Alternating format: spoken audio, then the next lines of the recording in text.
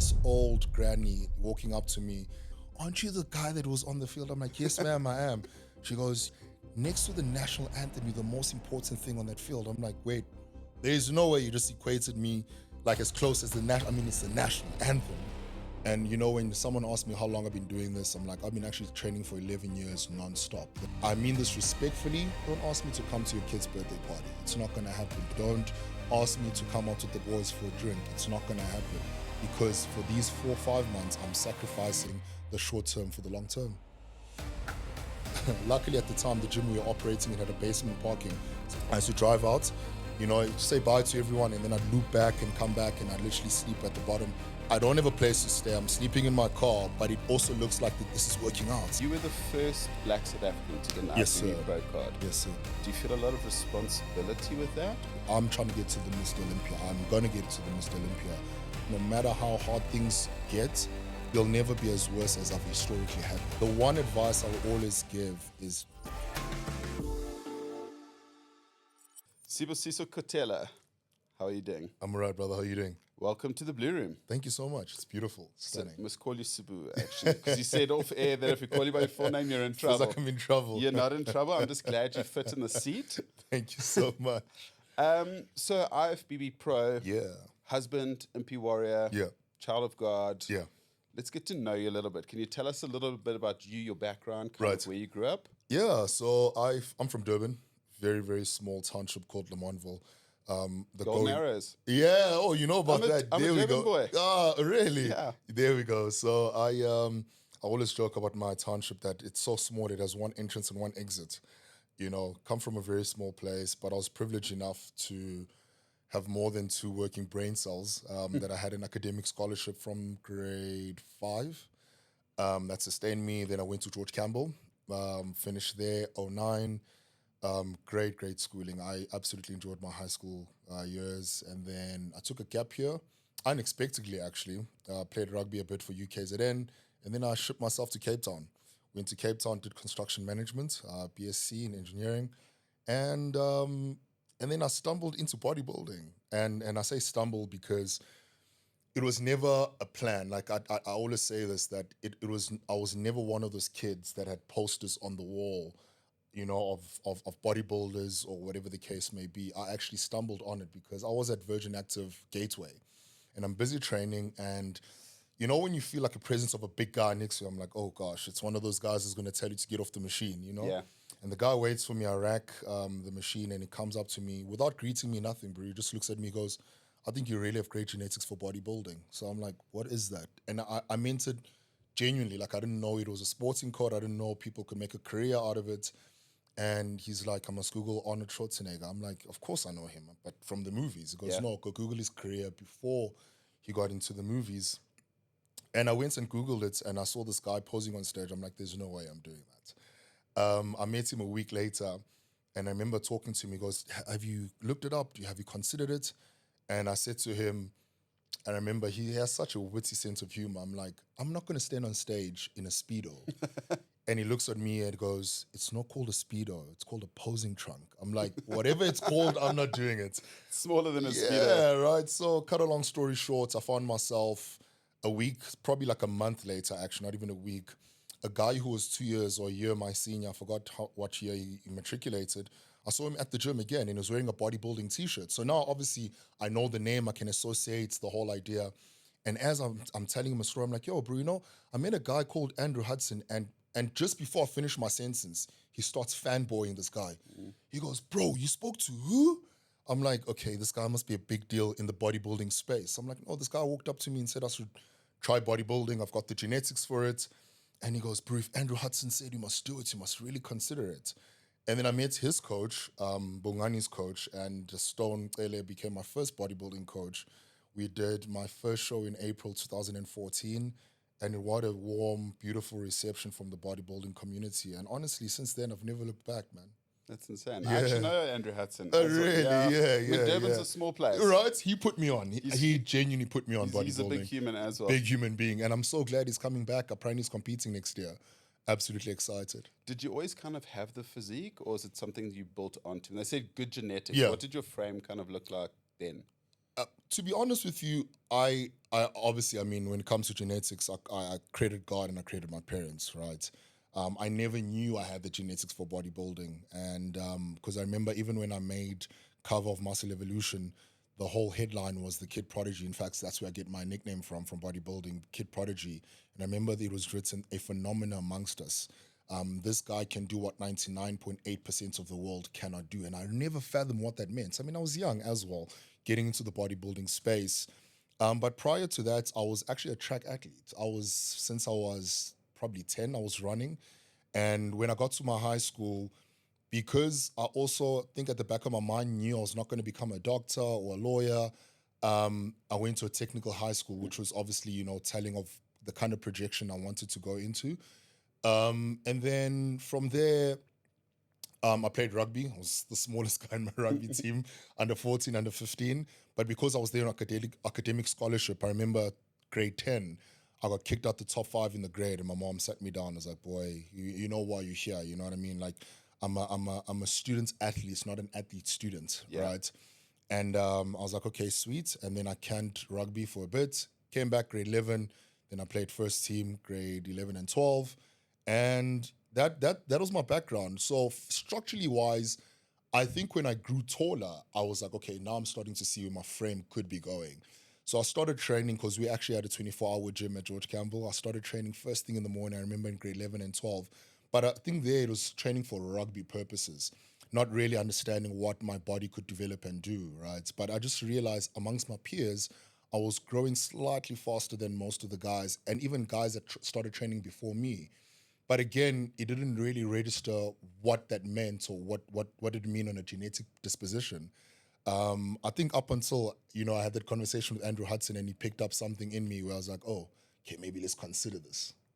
Yeah, I think he lit the fire, and then bumping into Absolutely. your mate, he just kept reaffirming. I think you get those Absolutely. positive affirmations. Always. You choose to see it, Yeah. or you choose to ignore it. Absolutely. So I just got a question here.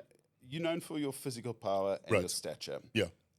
What does your inner circle not know about you? What would be something that you've never told your inner circle? Wow. That's a tricky one.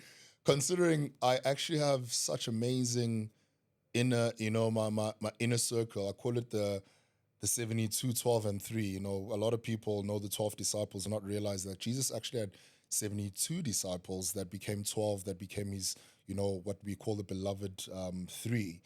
What do they do not know about me? I actually think they don't know that I've got a fear of falling. So I don't have a fear of heights, and Yeah. people always confuse the two. Fear of heights is someone that can genuinely not get off the ground. They always need to feel the ground. I can get off the ground successfully. I can take an elevator, a lift that has glasses, but I always consciously think I'm going to fall. But apparently, it's also with people that are tall. Because the ground is so far away from us, we always feel like if something trips us, it's going to take us a long time to get on the floor. So if my mates watch this podcast, which I know they will, they'll soon realize that I have a fear of falling. Yeah. Interesting. So the world celebrates strength Yeah. and physique Yeah. and masculinity, Yeah. but overlooks the pain to build it. Bodybuilding especially is such a disciplined Absolutely. sport. Absolutely. A lot of people want what you have, Yeah. but they're not prepared to put in the work to get there. Absolutely, brother. Is it something that you see often? People wanting to either take shortcuts Yeah. or looking at you and want to get there in a year? Yeah, absolutely. Absolutely. And when someone asks me how long I've been doing this, I'm like, I've been actually training for 11 years nonstop. They're like, so you don't take a break? I'm like, I mean, for me, it's work, right? It's what I do. It's my profession now. And then someone will always ask, so how can I get there quickly? And I'm like, and I say this without being facetious or malicious, is that if you find the answer, please let me know, because I actually think the journey that I've taken is the one, because the proof is in the pudding. The guys that came before me, Phil Heath, Ronnie Coleman, they'll tell you, I mean, I recently just turned 34. They'll be like, okay, now you're at the prime of your physique. I'm like, what do you mean? I've been training for 11 years. You're telling me that I'm only stepping into like my best physique only at this age? But it's because it takes time. It takes that muscle maturity, that density, building that symmetry, and I'm glad you picked up on the word discipline, because a lot of guys You know, they strive to get motivated and realize that motivating is very fleeting. And when also then we touch on the conversation of discipline, a lot of guys always ask me, how do you stay disciplined? And the way I see it, this is my interpretation of discipline, people have their own, of course, is that I create an environment to be disciplined. You know, my ecosystem, my friends, as you said, my inner circle, they know, you know, what it means when I say, guys, I'm going to disappear for 4 months because I've got a show that I need to prepare for. And when I talk about creating an environment to be disciplined, for example, something that I do when my coach gives me a new diet plan, I go in my pantry and I look at my diet plan, I look at, you know, the pantry, and anything that's not in my diet plan vacates the house, whether it's healthy or not, right? Because I'm trying to create an ecosystem where I'm always on track, right? And the beautifulness as well about bodybuilding is that it's very monotonous, if you're being very honest. It's repetition. You do the same thing that I did yesterday, just obviously, I mean, I'm training at different body parts, but your diet is your diet is your diet. Your macros are your macros. So I really strive to always create an environment for myself to be disciplined. Shut out the noise, make sure that my inner circle knows that, hey, listen, for the next 4 months, and again, not in a bad way, but to just understand this is the journey that I've taken. So I mean this respectfully. Don't ask me to come to your kid's birthday party. It's not going to happen. Don't ask me to come out with the boys for a drink. It's not going to happen because for these 4 or 5 months, I'm sacrificing the short term for the long term.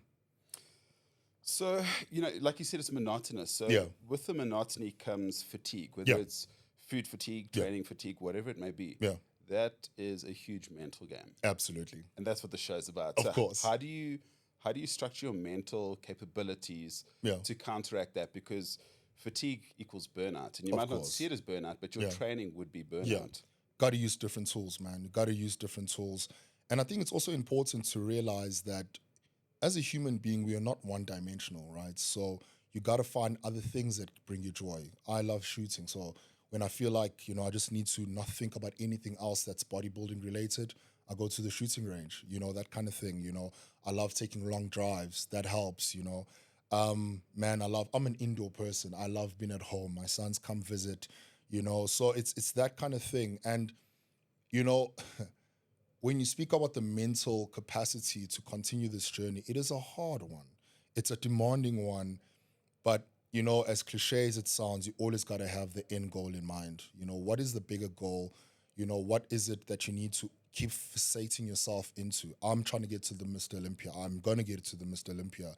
So that always becomes the goal. So on certain days, it's just about having that self-talk. You know, there's something incredible my wife always trying to teach me. She genuinely has conversations with herself. And I remember the first time when we started dating, and she did it. And I'm like, are you speaking to me? She's like, no, I'm speaking to myself. I'm like, please don't do that. It's a bit creepy. But over time, I've realized the power in doing it. It's like she Yeah. literally, You're saying it out loud. she writes and she'll do like a self-assessment. Like she'll look herself in the mirror. She's like, why are you feeling sad today, Kumo? Okay, it's because, and then she like have this elaborate speech that she gives herself. And then I've seen the power of what it does for her. She gets out the room, she's clicked on, she's next on the next mission. So I started adapting tools like that, you know, so the mental game requires you to dig deep. And I think that's also something that people throw around as a loose term. What does it mean to dig deep? You know, it means that for me, one, I've always had a reference that no matter how hard things get, they'll never be as worse as I've historically had them. Do you know what I mean? That's one thing. I mean, part of my story is that when I got to Joburg, I slept in my car, right? So it's one of those things where I'm like, hey, listen, you know, reframe your brain, recalibrate your brain. Where are you? Okay, this is where I am. I'm trying to be present. I've got a roof over my head. I've got a car. I've got food. It'll never be as bad as me sleeping in the car, dieting on bread and supplements. So Yeah. you're good. You know what I mean? Sometimes you got to look at the relativity game, sometimes just based on your own life experiences, where you're like, it's not as bad as you think it is. Keep going. Yeah, You know what I mean? There's always something worse or someone else going through It's something worse close to 100%. you. 100%. But I mean, what you do, I liken it to entrepreneurship in a way, just purely because it's a very lonely very low. street. Very You know, low. something good's about to happen to you, you can't tell anyone. Something bad's happening to you, you can't tell anyone. So I suppose your wife's very important too. in that. Absolutely. She's your brother. sounding board. My best friend, my confidant. Yeah, man, the first person I tell something to, you know, the Bible says the two shall become one. So for me, it's important that, you know, she knows she knows everything. You know, she's my sounding board. She's the person where I'm like, Is that a good decision or not? I kind of know where I need to go. Pick up the phone. Hey, babe, what do you think about A, B, or C?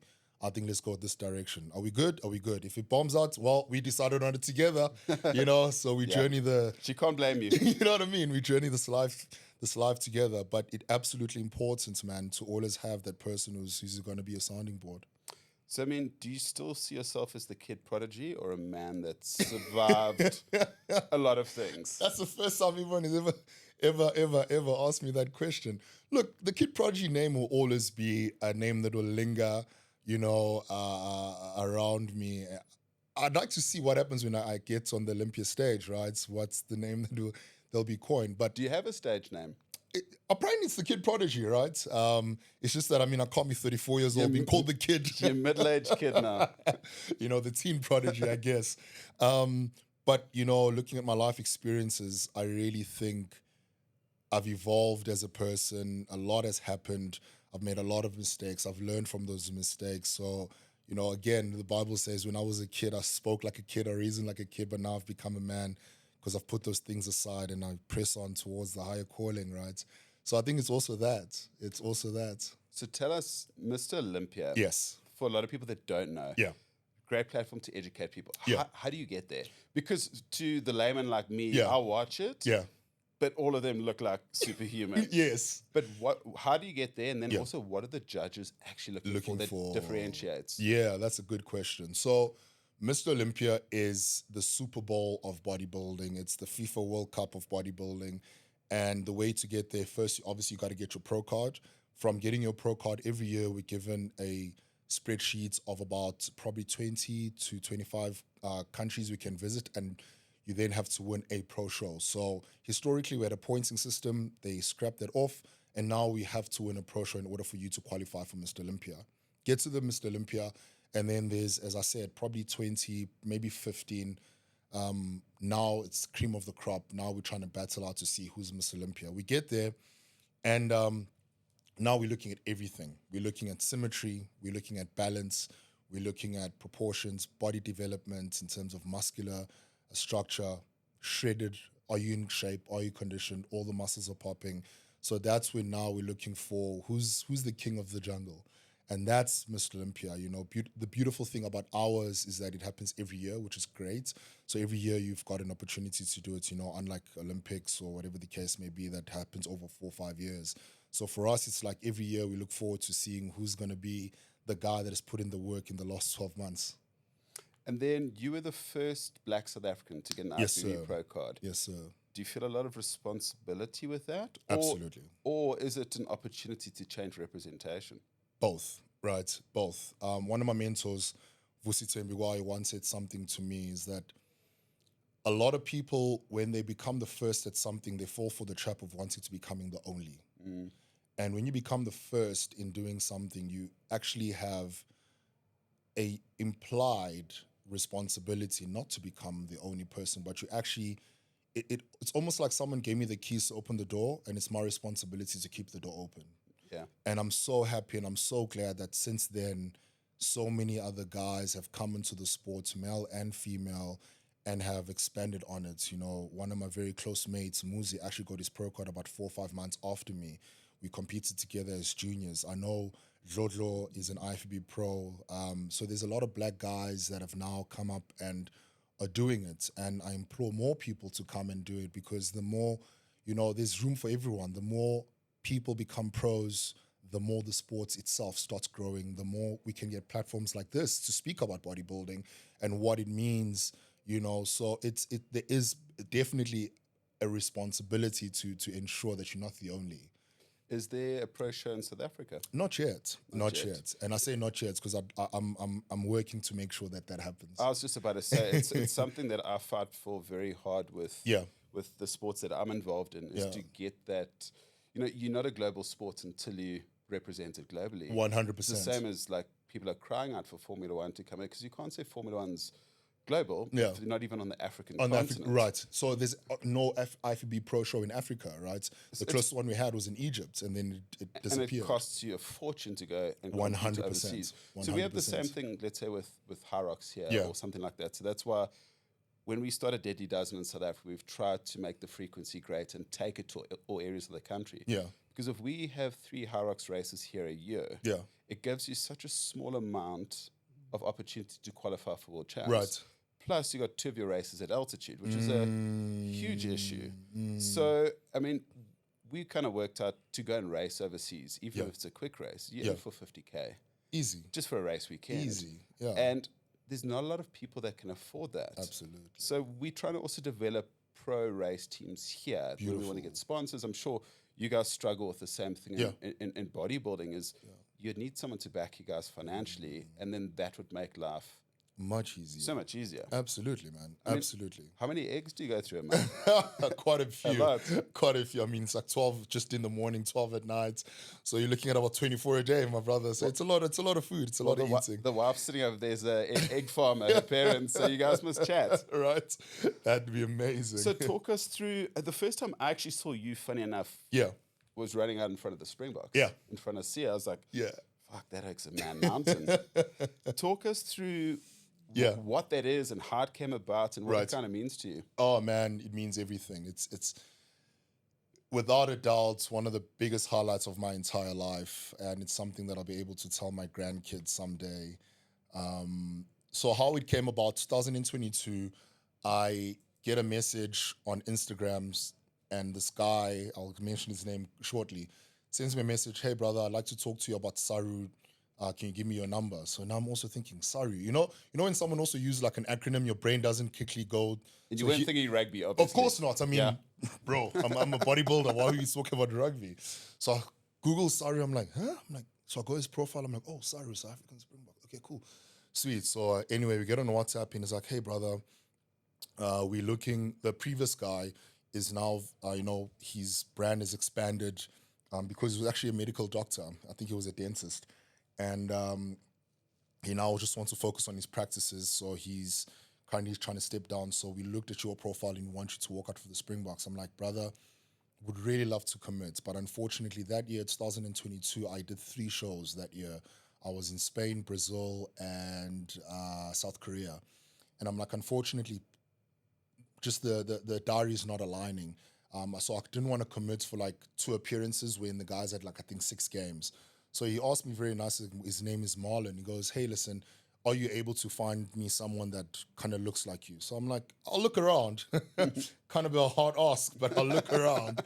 And a mate of mine called Daniel called him up. I'm like, hey, listen, they're looking for someone who's going to do A, B, and C. So I passed the opportunity to him, and he did it. And when I came back in 2024, last year, July, I'd competed, I did 1 show in Dubai. When I came back into the country, I made a caption that it was a great season for me. I'm done for the year, time to rest. So I didn't realize he still followed me on Instagram. He sends me another message on WhatsApp. Hey bro, I just saw that you came back from, in 2 weeks, the Springboks are playing. Come on, let's do it. So I was like, you know what? What people actually don't realize, my actual personality, I'm an introvert. I had to learn how to socialize and how to people and how to, it's skills. For me, that became a skill I need to learn. Like, I'm genuinely a recluse. I keep to myself.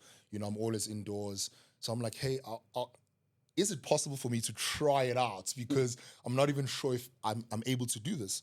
And then he did something that a lot of people always do when they meet me. They're like, oh no, walking out the field should be as simple. I mean, you're a bodybuilder. You're always on stage being looked at. I'm like, that's fair. But what happens is in bodybuilding shows, the lights are so harsh on you. You can't see anyone. You can't see, right? And I'm so glad you know this because a lot of people don't realize that. So you're lucky if you can see the first 2 rows, So yeah, consciously, there's a huge audience, but it's not conscious at the same time.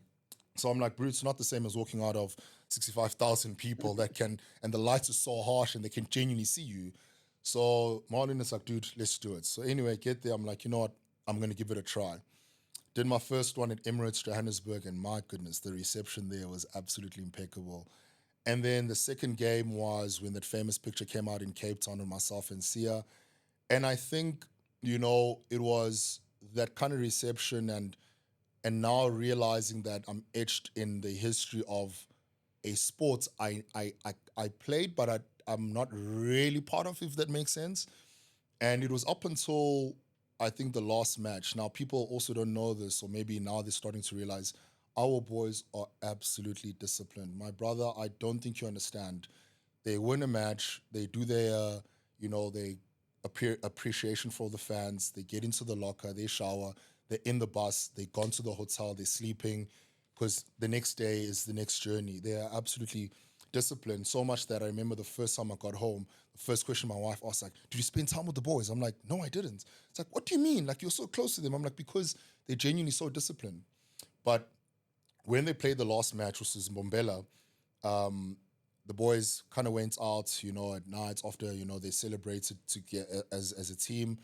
And I remember two of the boys coming up to me and they said, thank you. I'm like, for what? They're like, bro, when you came out the first time at Emirates and we're like, yes, this big guy, they're like, but thank you because, you just give us that bit of for us as well. Like you do that for us. And for me, that was the biggest take where I'm like, 2025, I will juggle my diary just to make sure I'm working out for the boys, because what great of an honor and a privilege to know that you are impacting, even if it's at a 0.1%, the guys that are impacting the rest of the country. For me, that meant everything. Yeah. So that's why it'll forever be one of the biggest highlights of my entire life, knowing that the greatest rugby team of all time, there's a few players that look at me and go, this guy gave us a bit of edge because he walked out before us. And I've got so much respect for the boys. They respect me so much. They don't just see me as entertainment.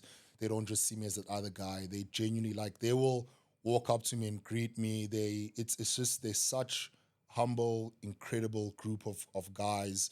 I mean, these guys are sending me happy birthday messages on social media, WhatsApp even. It's been an amazing journey to get to know them also on a human level, and realizing that one of the reasons they're so great, it's because they just genuinely love their sport. It just so happened that it's on a world platform, and they would just like them, and I suppose myself, they wouldn't do anything else with their lives. Like I always tell people, I don't do bodybuilding for applause, the accolades. I mean, that'd be great. I'm trying to strive for that. But I do bodybuilding because if I did anything else with my life, it would genuinely feel like death. I love what I do. I'm incredibly privileged to be one of those few people that can genuinely wake up in the morning and say, I get to do what I absolutely, absolutely love doing. Well, I think it's, when we see people come out, you actually set the tone. Yeah. You really do, because you're the first person out. Right. And then Sister Bettina cracks on. Every person goes mental. Oaks are spilling beers and all sorts. And then the team comes out. Yeah. So I think, first you hype everyone up. Yeah. But you potentially take a bit of pressure off the players coming out. I remember years ago with Jose Mourinho, his first stint with Chelsea. Yes. His big thing was he would take the heat all the time. He'd always direct. And I think that's what you do in a sense. Yeah. Is you take a bit of pressure and the guys are running into an atmosphere already. Right. Before Sia runs out, the atmosphere's already there. Yeah. And not only that, it's the crowd's hyped up. Yeah. And I think what you maybe forget for a home game is the opposition standing on the field. Absolutely. So the first person they see is you running out half naked, carrying with a spear. It's kind of, I always said, like kind of our version of the haka. But before it happens, 100%. Look, it's been an honor, man. Doing this, it's been such an honor. I remember this old granny walking up to me, and I've been dressed up now. So in my mind, I'm like, they can't really recognize me. I'm all dressed up. Yeah. And this lady stops. She goes, "Aren't you the guy that was on the field?" I'm like, "Yes, ma'am, I am." She goes, "You're so important. Next to the national anthem, you're the most important thing on that field." I'm like, wait, there is no way you just equated me like as close as it's the national anthem, But she's like, because it's just that important for us. I'm like, if I'm having that kind of impact, then this job is worth doing, and I'll do it for as long as I can. No, that's amazing. So, like, if we dial all the way back, you said about the sleep in your card. What was the questions here? How did that come about? Was that the move from Durban up this side to pursue something? Yeah. I think we've all gone through those similar sort of hardships in different ways. For sure. Where we've all been, let's call it homeless at one stage or another. Yes. But like you said, I think it's always good to know what was your rock bottom or what was your low, because when you're going through a dip or lack of motivation or discipline or whatever it may be, you can dial back to that and go, it's not as bad as that. 100%. So here I am in Durban, as I said, trying to maneuver this now newfound passion of bodybuilding. What does it mean? And at the time, I found my coach on social media, and he was based here in Joburg. And he's like, no, I'm going to online coach you. I'm like, online what? He's like, no, online coach. I'm like, brother, have no idea what that means, respectfully speaking. I'm just the kind of character where I need my coach next to me, because of also my first experience through bodybuilding was me having my coach. I was training at Kings Park Virgin Active with Stone at the time. And I'm like, okay, what does that mean? And he goes, no, okay, let's scrap that. Are you able to come up to Johannesburg and, pursue personal training while doing bodybuilding? Because I really think we can, take this bodybuilding thing really far. And I was like, okay, sweet. So I got in the car, drove to Johannesburg. But now here I am trying to pursue a career, but I've got no plan. And the whole idea was I'll make a plan when I get there. So I've always had that kind of personality. I'll figure it out. I'm a definite figure it out kind of person. 10 out of 10. Like, caution to the wind. You know what I mean? Like, you'll give me a task where I'm like, what? But my reaction to you be like, Cameron, no stress, I'll figure it out. Like, I got this, you know what I mean? So I get in the car, I'm like, you know what, I'll figure it out. I had made a few calls, I'll be very honest. I made a few calls, who can I sleep with, on someone's couch, whatever the case may be. It just so happened that it didn't work out the way I did. But now I'm already in Joburg. So in my mind, I'm like, well, now I'm going to need to make this thing work. Where I park that's safe. Literally, I'm like, I'm not going to go back home, because now I'm trying to pursue this journey for what it is. And I'd rather get into a position where I'm like, I've done everything I could and it just didn't work out. And now I always say God works in mysterious ways, because at the time, remember, I just made cover of Muscle Evolution. I was called this kid prodigy. There's a lot of hype going on. And I remember USN had a guy called Brian Kennedy, sends me a message, hey, brother, congratulations on your cover. I was actually sent by, our boss, which has never happened before. And he said, we need to just look into giving you, your sponsorship. They actually became my first sponsors at the time. And he's like, dude, I've been working here for 12 years. We've never had, my boss saying... He was at LB. 100%. It's like we've never had him pinpointing someone to come up on board. So anyway, I get there and I'm like, okay, cool. We signed the deal. Everything was great. And I genuinely had one of the best sponsors where he was like, take whatever you need. I'm like, what if I need 12 buckets of whey protein? Take whatever you need. I'm like, sweet. And that's why it came about where I'm looking at it where, I don't have a place to stay. I'm sleeping in my car, but it also looks like the things that are driving me to continue doing it. As you said, there'll always be positive affirmations where it just goes, this is working out. So I'm like, okay, I got the supplement done. Okay, cool. What's next? So I literally, luckily at the time, the gym we were operating in had a basement parking. So I used to bribe the security guard where everyone would leave the gym. I'd literally get into the car, because I was also one of those people, it wasn't a prideful thing, but I never want to put my burden on someone else. And I didn't want to be in a position where I just got to Johannesburg. Now I'm placing all this burden on my coach and the guys that I'm working with. So I'd literally used to drive out, because I was driving a Hyundai Getz at the time. I used to drive out, say bye to everyone, and then I'd loop back and come back, and I'd literally sleep at the bottom. Then the guys would come to the gym at like 5 a.m. in the morning, like, bro, you're always here first. I'm like, guy, committed. I'm that guy, if you want me to open the gym, I'm that guy, not knowing that I was sleeping downstairs. It actually came from a tummy ache where I kind of had to be honest with my coach. I'm like, he's like, why are you having a rainy time? I'm like, I'll be very honest, bro. Like, I'm actually dieting on supplements and bread, because that's just all I could have at the time. And yeah, man, and obviously things started getting better. I started training more people, getting a bit of cash, rented my first place, and the rest is history. So for me, that was my rock bottom when I got to Joburg, right? It was my story to tell. It was my story to live through and get the lessons out of it. As you said, I now reference my life according to that, where I'd be waking up in the morning, I'm like, bro, you don't want to eat your chicken and rice? You have chicken and rice. There was a time where you didn't have it. So suck it up and get it done. Like, so it becomes a relativity thing where you go back and you're like, that was my rock bottom, and it can't get any worse than that. Sure. So I've got a question. It said that you faced isolation, rejection, uncertainty. Yeah. Is your biggest flex your mental game? It has to be. It has to be. It has to be. It has to be, because it sustained me. In fact, actually, let's say this. My biggest flex is the fact that God is in my life. Let's just start there. And I'd say, the second biggest one, it has to be my mental space, because I was diagnosed with depression. And I mean, they normally say, which is kind of sad, it's not uncommon with professional athletes, and I think this was 2018, 19, which is kind of crazy because 2018 is when I got my pro card, right? So it was also the happiest time of my life, but I'm also sipping into depression. Could also be your loneliest time. You're right, you know what I mean? So it has to be, my brother, because just on that perspective, also trying to shift your brain in the sense that bodybuilding, just like most things, the end goal is always in your head. But now you're trying to sculpture this physique that hasn't manifested in the physical, but now you have this mental picture that you have that you're trying to,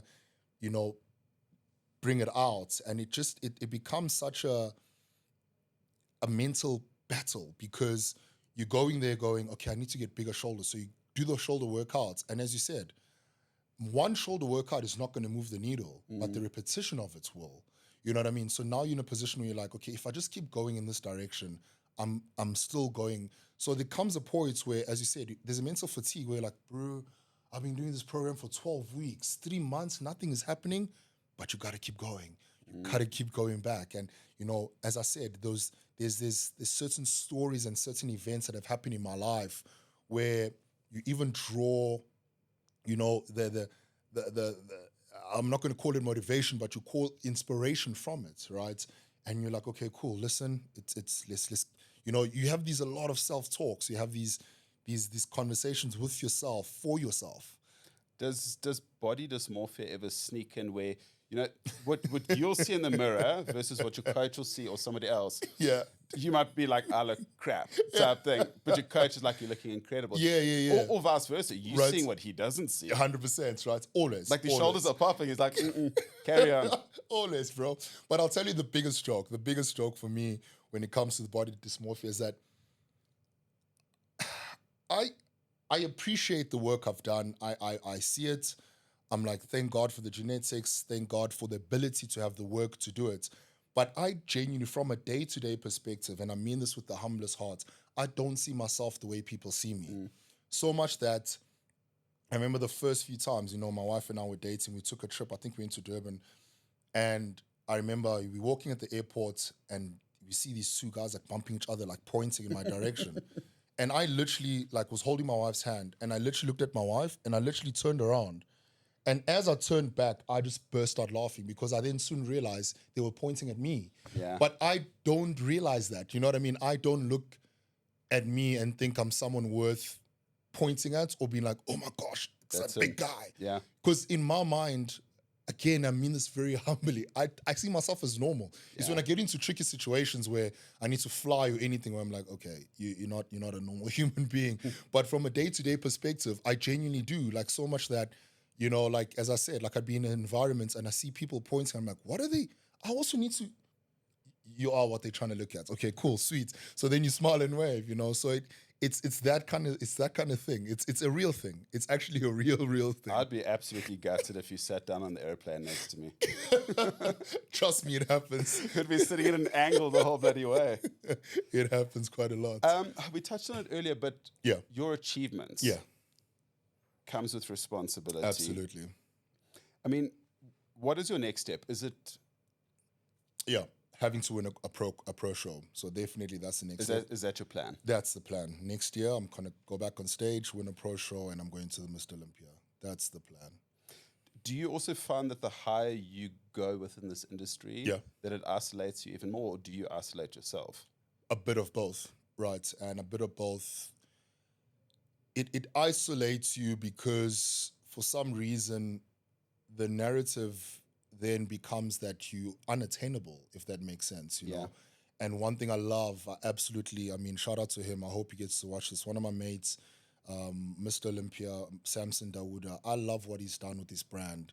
He's made himself accessible. He's accessible to people. He tours quite a lot because, as I said, you want to grow the sport.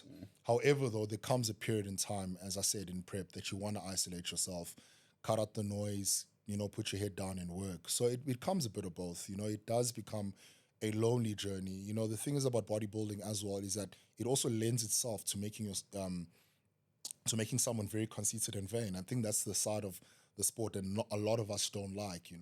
But it is what it is. You're the one eating the calories. You're the one training. You're the one taking the supplements. You're the one sleeping. Everything is, and it's not a team sport. But the beautifulness about it, and shout out to my team, is that I've got an incredible team, incredible manager, incredible doctors that watch me. So for me, it's been a journey of understanding that I cannot actually do it by myself, but there will be moments where it feels like it. But the real question always begs that, am I really by myself? And that's why it's always important to create that ecosystem that you have people around you. You know what I mean? It's very interesting because I'm kind of going through that process. We spoke off air a little bit earlier about what I want to try achieve next year. Yeah. And I've never really had a coach with anything I've wanted to achieve. So I literally started last week with a weightlifting coach. Beautiful, man. Congrats. So I also want to build that ecosystem around me where you've got everyone that you can turn to. I think the one thing I'm not very good with at the moment is maybe from a diet perspective, and then just the training. But by getting a coach who's going to force you to get into you have to, my brother. the gym, you have to. stick to the plan, stick to the program. Yeah. Are you content where you are now, or do you want a lot more? I definitely want a lot more. I definitely want a lot more. Too much is given, much is required. And I think historically in my younger, I feel old saying that, in my younger years, it was always selfish wanting more. Yeah. And I feel like there's been a beautifulness of wanting more for myself, because I also feel like you cannot pour from an empty cup. That because I want to pour out to people around me, it's become easier, to attain those things. But I definitely, in fact, let me say this. I'm content with my life. I love my life. I'm happy. I'm learning to be content. But I definitely do want more. And I know there's more because there's so much more that can be done, and there's so much more that I can do in order to also not just raise the benchmark that people that will come after me don't have to start from scratch. Because the other responsibility about being the first is that you don't have a blueprint. You become the blueprint. Yeah. So for me, I think when someone talks about what legacy do you want to leave behind, I'm like, the legacy I want to leave is being able to give someone a blueprint and be like, listen, I'm not saying this is bulletproof, but I'm saying if you try this, just the way it is, you could just get it right. That's the responsibility you have about being the first. So you can kind of run it as far as you can. So my first person I interviewed on the show, a good friend of mine, Gareth McClellan, Soldier Boy. Yes. And he spoke about creating a blueprint and running as far as he can for the likes of Drickus. Yes. And to a lesser extent, Cameron Simon still building his way up. Yes. But creating, you're a trailblazer and you're creating the blueprint for others. I mean, I hope that you get Mr. Olympia. Thank you so much, If you man. slightly fall short, you need to be that stepping stone 100%. for the next or the next or the next. 100%. Or you could be a one-time Mr. Olympia and someone else comes 5-10 years from now and does it 3-5 100%. 100%. But I think it's also important to create a brand around yourself. Yeah. Because you are a brand, and I think it's something you to continue to develop. What keeps you grounded? Is it your spirituality? Is it your wife? Is it a bit of both? It's everything, man. It's everything. It's definitely my spirituality. I can tell you that much. That's the one. Two, it's always been in the pursuit of learning. I think that also grounds you, right? There's always been this famous saying that says that the more you learn, the more you realize you don't know. So it's also just that. I mean, it's, as I said, my ecosystem, my wife being so incredible, and my family really keeps me grounded. And I think it's also, in fact, there's a video that I saw, and it was of a celebrity in South Africa. And I remember showing my wife, I'm like, I don't think this guy knows he's a celebrity. My wife goes, what do you mean? I'm like, because he's so human. And I love that about him, It's that certain people embody this new persona or found fame or whatever they want to, call it. And it then becomes a fine line between arrogancy and, you know what I mean? Like, it begs the conversation of what was your reason behind this, because at the end of the day, you're still human. I remember telling one of my mates, because I'm a Marvel fan, I'm a huge Marvel fan. I'm like, the day I genuinely stand you guys up if there's a movie premiere that's coming out of a Marvel, because we always kept that as a culture, and I think I'm too big to do that with the boys. I need one of you guys to really choke slam me, because it would have meant that I'm now thinking Sibusiso Kotelo is bigger than the boys. I'm not, because those kind of things keep me grounded. It's understanding that I'm still human that just loves going and watching a Marvel movie with my boys.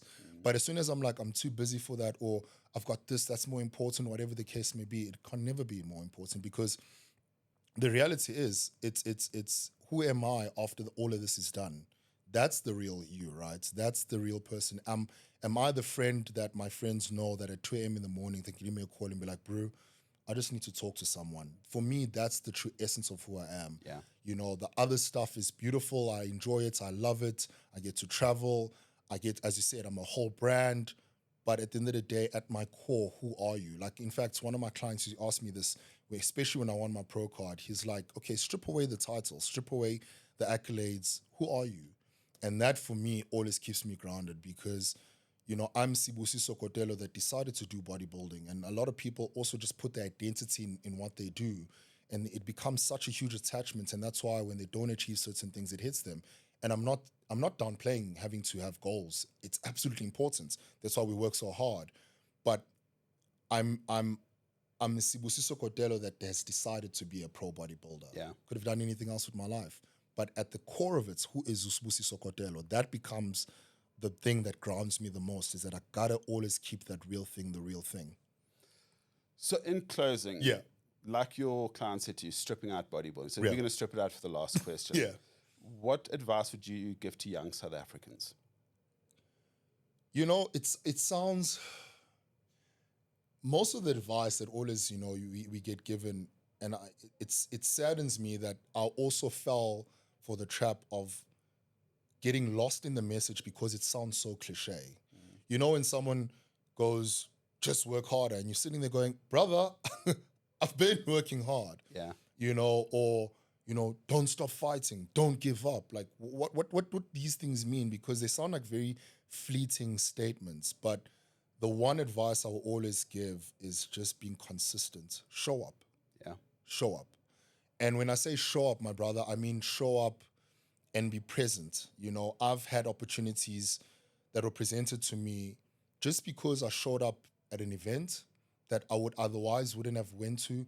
I showed up when Cameron was like, hey, brother, there's an event that I'd like you to accompany me. And I'm sitting there going, firstly, I've got no interest in tech, you know, in the new technology or whatever, but you know what, I'm going to show up. But then I meet someone there who I didn't know was going to, you know, propel me into the next step of my life. You get involved in, as an entrepreneur, I can imagine, you know, you can definitely, you know, imagine this where you're like, oh, I'm now doing this business. You know, I'm actually partnered up with a friend of mine. We're doing hydrogen at the moment.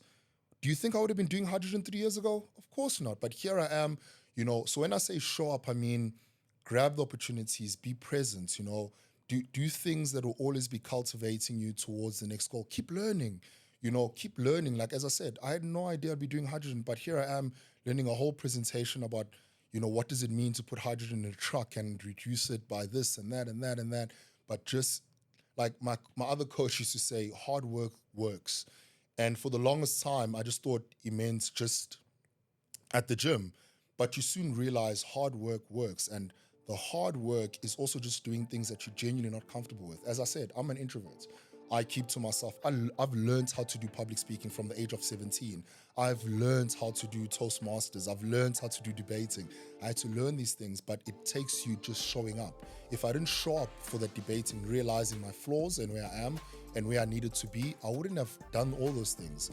So showing up is so important because it's the first step for you being able to put yourself at an advantage to do what you got to do.